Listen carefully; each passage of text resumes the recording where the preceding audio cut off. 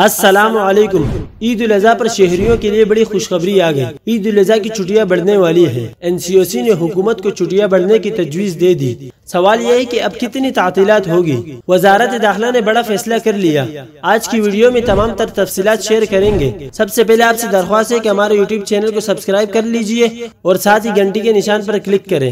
آپ کو بتاتے چلے کہ وزارت داخلہ نے عید الاضحیٰ کی تعطیلات کا نوٹیفیکیشن جاری کر دیا، جس کا اسکرین شاٹ آپ اپنے اسکرین پر دیکھ سکتے ہیں۔ وزارت داخلہ کے مطابق عید الاضحیٰ کی 3 تعطیلات 20 جولائی منگل سے 22 جولائی جمعرات تک ہوں گی، جس کے حوالے سے وفاقی کابینہ نے بھی منگل کے روز فیصلے کی منظوری دی تھی، جس کے بعد نوٹیفیکیشن جاری کیا گیا، جس پر شہریوں نے مایوسی کا اظہار کیا تھا۔